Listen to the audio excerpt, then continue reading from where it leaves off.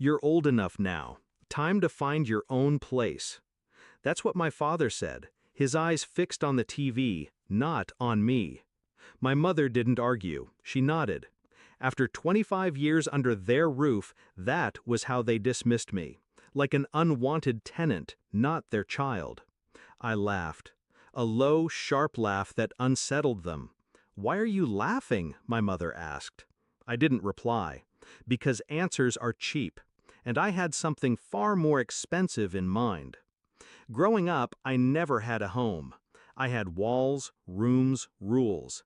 They reminded me daily it wasn't mine.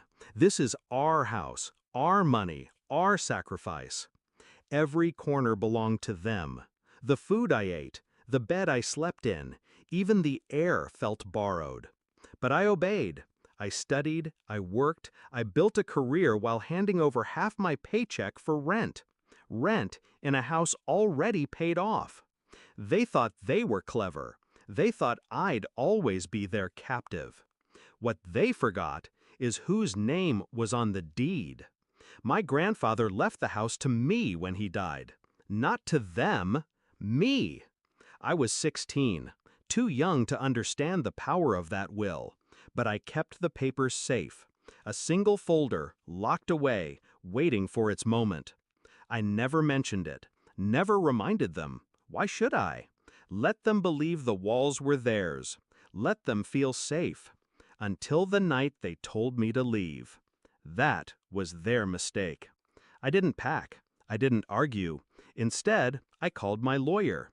We reviewed the documents, confirmed the transfer. Title, deed, everything airtight. 3 signatures later, the house was mine. Legally, officially, undeniably.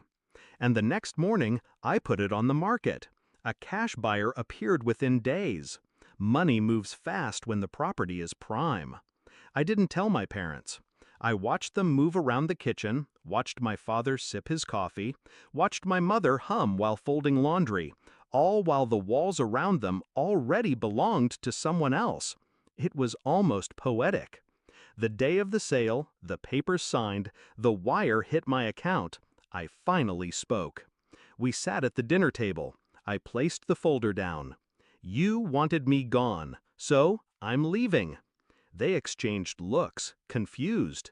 Good, my father muttered. That's when I slid the second folder across. You should start packing too. He frowned, opened it, his face drained. My mother's fork clattered to the plate. The deed, the sale, the final notice. You sold the house? My mother whispered. I leaned back, calm.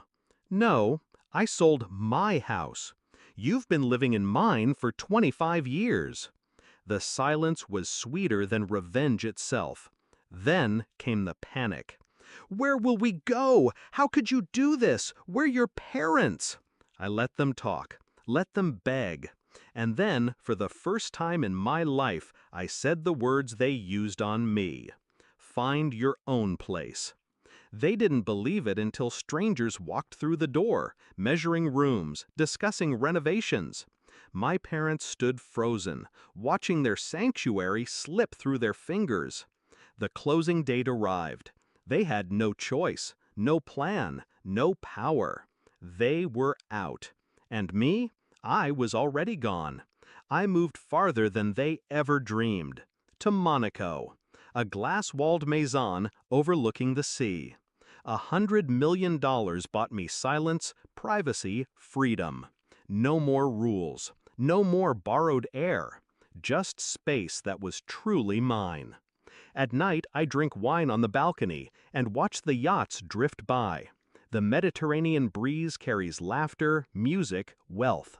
None of it feels foreign now. It feels earned. Meanwhile, my parents shuffle between motels and relatives' couches, carrying the bitterness of entitlement stripped away. They raised me reminding me of what wasn't mine. Now, they live with nothing that's theirs. I think back to that night often. My father's flat voice. Time to find your own place. They thought they were pushing me out. What they didn't know was that I was already holding the knife to their comfort, and all I had to do was twist. Do I regret it? No, because revenge isn't about rage, it's about balance. They made me feel like a guest in my own life.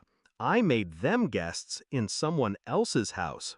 And now, when I close the door to my Monaco Maison, I breathe air that is mine, entirely mine. That is the sweetest sound of all.